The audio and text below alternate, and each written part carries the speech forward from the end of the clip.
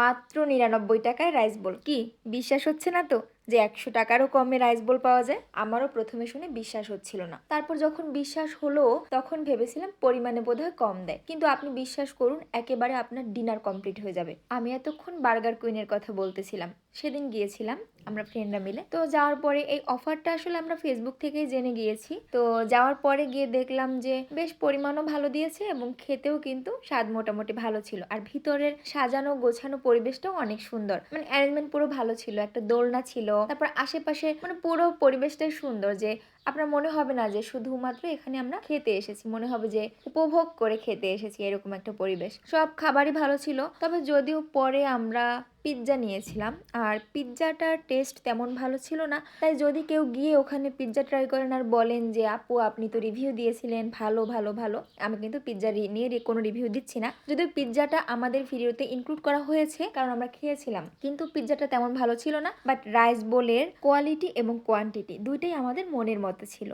তো আমরা খেয়ে খুবই খুশি হয়েছি। তো আমি ঘুরে ঘুরে দেখছিলাম যে কোথায় কি আছে, আমার দেখে বেশ ভালো লাগছিল। ওখানে একটা কথা লেখা ছিল 3 things for good life, good friends, good food and good song.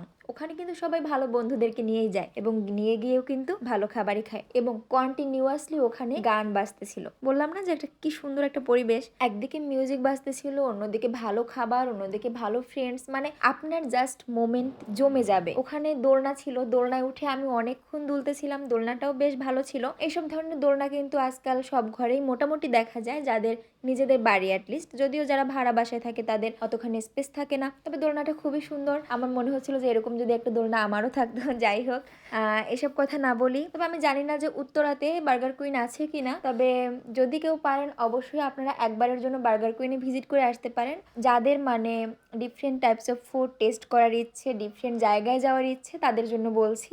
আশা করা যায় যে আপনি গিয়ে হতাশ হবেন না, গিয়ে আপনার মোটামুটি ভালোই লাগবে।